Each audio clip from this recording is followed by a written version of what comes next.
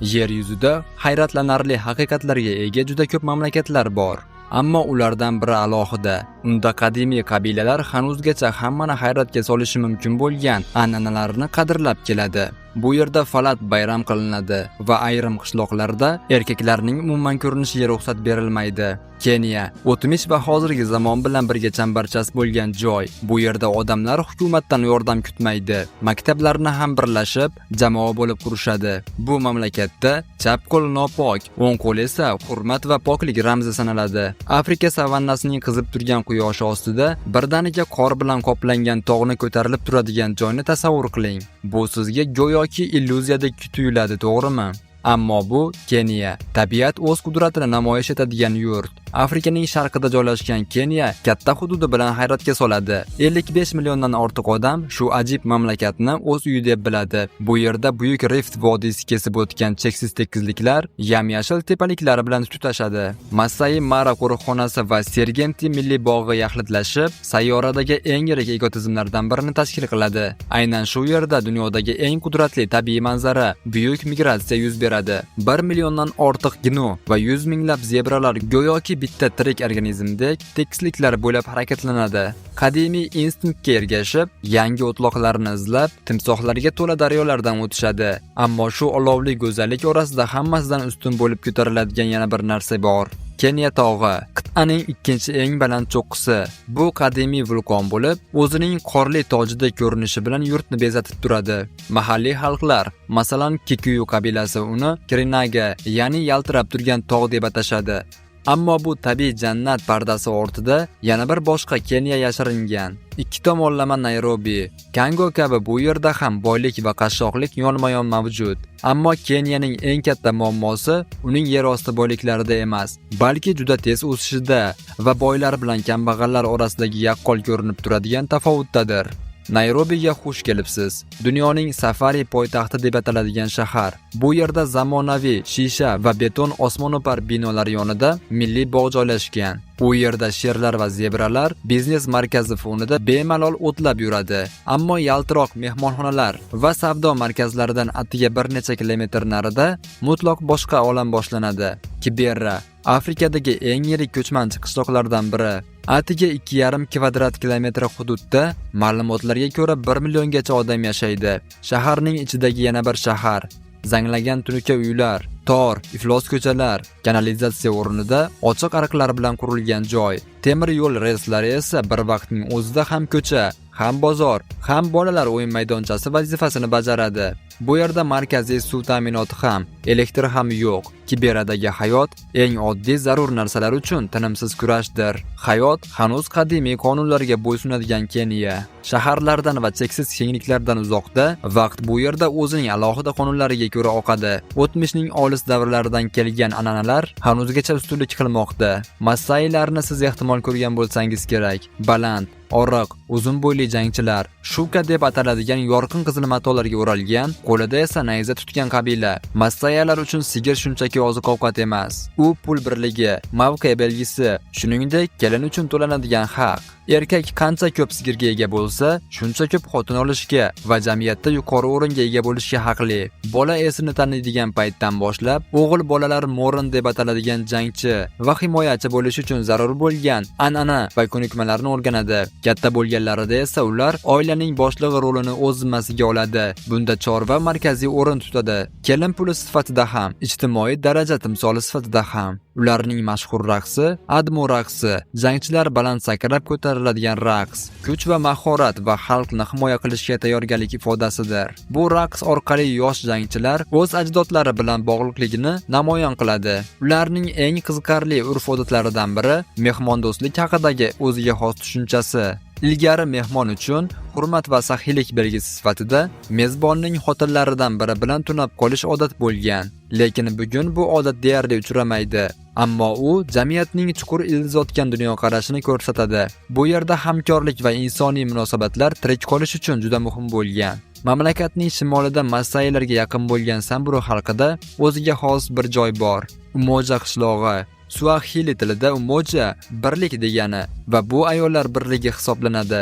Bu qishloq 1990-yilda Rebecca Lolasalai tomonidan tashkil etilgan. U va yana 12 nafar ayol o'z qishloqlarini tark etishga majbur bo'lgan, chunki ular xorijiy askarlar zo'ravonligiga uchragan edi. Samburu jamiyatida bunday tajribani boshdan o'tkazgan ayol nomusidan ketgan deb hisoblangan, oilasi va eri tomonidan rad etilar edi. Rebekka og'ir taqdirlarni boshdan kechirgan ayollar uchun boshpana yaratishga qaror qildi.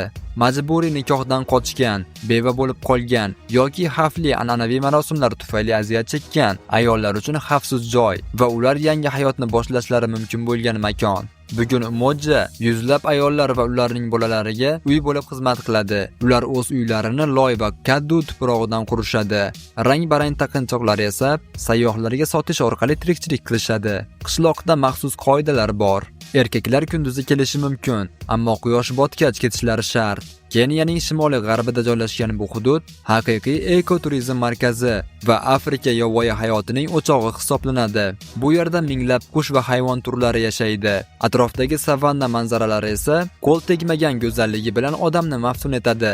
Afrikaning asl tabiatini kashf etishni istagan va Keniya bilan odatiy sayyohlik yo'llaridan tashqarida tanishmoqchi bo'lganlar uchun bu ideal joy. Uzoqdagi bir yopiq eshik. Ichkarida ayollar nafaqat erkinlikdan, balki insoniylikdan ham mahrum. Bu eshiklar orqasida nafaqat jinoyatlar, balki hayotning ayovsiz qismatlari, jamiyat e'tiborsizligi va ba'zida oddiygina tirik qolish istagi yashiringan. Biz ko'p hollarda dunyoning eng xavfli jinoyatchilarini eshitamiz, biroq ba'zi qamoqxonalar bor. Ular jinoyatchilardan ham qo'rqinchli. Ular mahbuslarning nafaqat erkinligini, balki oromini, sog'lig'ini va umidini ham tortib oladi. Bu ikkinchi qism. Biz yer yuzidagi eng ayanchli ayollar qamoqxonasiga nazar tashlaymiz. Bu joylar siz tasavvur qilgan oddiy panjara ortidagi hayotdan ancha yiroq. Bu yerda bolalar qiynaladi, onalar ochlikdan o'ladi va inson qadr-qiymati oyoq ostiga olinadi. Bunday hayotni hatto dushmaningizga tilamaysiz. Oxirida aytasiz, hech kim bu yerga tushmasin. 5-o'rin. Kabve ayollar uchun maksimum xavfsizlikdagi jazoni o'tash muassasasi. Zambiya. Zambiyadagi muassasa o'zining og'ir sharoitlari va tizimidagi e'tiborsizligi bilan mashhur. Mahbuslar haddan tashqari zich joylashtirilgan. Aslida 4 kishiga mo'ljallangan kameralarda ko'pincha 10 dan 15 gacha ayollar saqlanadi. Bu esa tor va kamsituvchi muhitni yuzaga keltiradi. Noto'g'ri ovqatlanish keng tarqalgan muammo bo'lib, mahbuslar yetarli va foydali ovqat bilan ta'minlanmaydi. Ko'pchilik surunkali kasalliklardan aziyat chekadi. Biroq yetarli tibbiy yordam va resurslar yo'qligi sababli bu kasalliklar davolanmaydi. Muassasadagi nosanitariya holati kasalliklarning tarqalishiga zamin yaratib, mahbuslarning sog'lig'ini yanada xavf ostiga qo'yadi. Kabveda qo'riqchilar tomonidan ko'rsatiladigan zo'ravonlik yana bir jiddiy muammo hisoblanadi. Mahbuslarga nisbatan jiddiy zo'ravonlik va qo'pol muomala haqida ko'p xabarlar mavjud bo'lib, bu joyda qo'rquv va bosim muhiti hukmronligini ko'rsatadi. Yana bir og'riqli holat. Bu muassasani kalamushlar bosib ketgan. Bu esa mahbuslarning hayot sifatini yanada yomonlashiga olib keladi. 4-o'rin. Anonimo ayollar qamoqxonasi, Madagaskar. Madagaskardagi Anonimo ayollar qamog'i dunyodagi eng zich va nosanitariya holatidagi qamoqxonalardan biri bo'lib, bu ham o'zining og'ir sharoiti va e'tiborsizligi bilan tanilgan. Haddan tashqari ko'plab mahbuslar joylashtirilganligi sababli ular bir-biriga zich yotishga majbur bo'ladi. Ba'zida joy yetishmasligi bois oyoqlarini bir-birining ustiga qo'ygan holda uxlaydilar. Tegishli gigiyena sharoitlarining yo'qligi bu vaziyatni yanada og'irlashtirib, kasalliklarning tez tarqalishiga sabab bo'lmoqda. Qamoqxona sog'liqni saqlash xizmatining yetishmasligi bilan ham azoblaydi. Ko'plab mahbuslar davolanmaydigan kasalliklar va surunkali dardlar bilan yashashga majbur. Yana bir muhim muammo bu noto'g'ri ovqatlanishdir. Berilayotgan oziq-ovqat miqdori kam va sifatsiz bo'lib, bu mahbuslarning immunitetini zaiflashtiradi. Kasalliklarga nisbatan himoyasiz holatga keltiradi. Bu og'ir sharoitlar natijasida halokatli kasalliklar tez-tez tarqaladi va ko'plab mahbuslar e'tiborsizlik va zichlikning oqibatida hayotdan ko'z yumadi.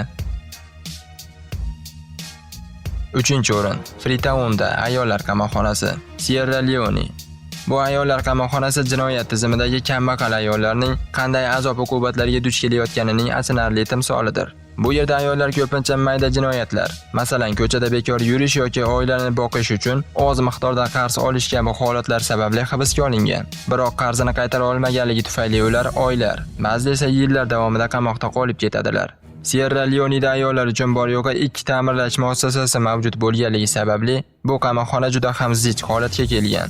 Mahbuslar qorong'u, nosanitariya holatdagi joylarda yashashga majbur. Eng zarur ehtiyojlar ham cheklangan. Hojatxona deyarli yo'q yoki butunlay mavjud emas. Bu esa ayollarni g'ayriinsoniy sharoitlarda yashashga majbur qiladi. Yetarli va foydali ovqat yetishmovchiligi ularning ahvolini yanada og'irlashtirib, ko'plab mahbuslarning oziqlanishdan aziyat chekishi va kasalliklarga nisbatan himoyasiz bo'lib qolishiga sabab bo'lmoqda. Ikkinchi o'rin. Boli hibsxonasi, Mali. Mali davlatdagi yagona ayollar qamoqxonasi Boli hibsxonasi mamlakatning ayrim jinoyatlarga nisbatan qanday keskin munosabatda ekanligini yaqqol aks ettiradi. Bu yerda mahbuslarning katta qismi taxminan 80% abort bilan bog'liq jinoyatlar uchun qamalgan. Abort Malida qat'iy taqiqlanganligi tufayli ayollarning reproduktiv erkinlikka intilishi og'ir oqibatlarga olib kelmoqda. Yana bir fojiali holat shundaki, ko'plab ayollar qamoqda bolalari bilan birga yashaydilar. Bu bolalar jinoyatsiz bo'lishiga qaramay, onalari bilan bir xil ayanchli sharoitda kun kechirishadi. Ular ham oziq-ovqat va asosiy ehtiyojlarga cheklangan holda yashashga majbur. Bolida to'g'ri ovqatlanish ta'minlanmaganligi sababli ayollar va bolalar o'rtasida jiddiy ozuqa yetishmovchiligi keng tarqalgan.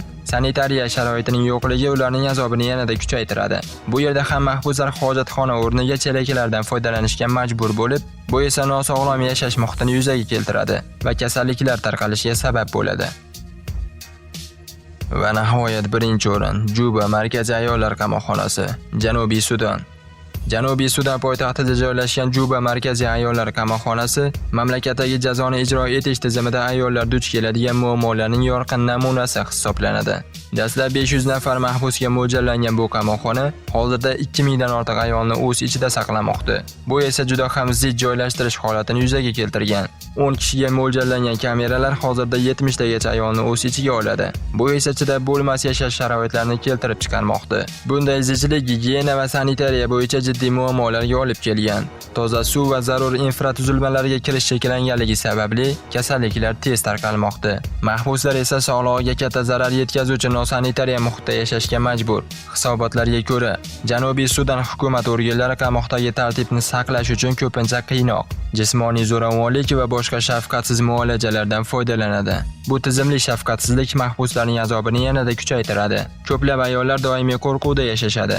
Noto'g'ri ovqatlanish ham og'ir muammo bo'lib, qamoqxona yetarli ovqat bilan ta'minlashda qiynaladi. Ko'plab ayollar sog'liq bilan bog'liq og'ir muammolarga duch kelgan. Bunga to'g'ri ovqatlanish va tibbiy yordamning yo'qligi sabab bo'lgan. Bundan tashqari bu qamoqxonada ayollar bolalari bilan birga saqlanadi. Bu begunoh bolalar ham onalari bilan birga g'ayriinsoniy sharoitda yashashga majbur. Ular asosiy ehtiyojlar, ta'lim va sog'lom voyaga yetish imkoniyatlaridan butunlay mahrum bo'lgan muhitda ulg'ayishadi. Janubiy Sudan jazoni ijro etish tizimini zudlik bilan isloh qilish, zichlikni kamaytirish, yashash sharoitlarini yaxshilash va ayollar huquqini hamda sha'nini himoya qilish zarurligini ko'rsatadi. Yuqoridagi ma'lumotlarga asoslanib, hatto dushmaningizga ham tilamaydigan qamoqxona qaysi bo'ldi? Fikringizni izohlarda yozib qoldiring. Bu har doimgidek boshqa dunyo, sizga yaxshiroq hayot va moliyaviy baraka tilayman. G'alaba va donolik oilasiga obuna bo'ling. Tomosha qilganingiz uchun tashakkur.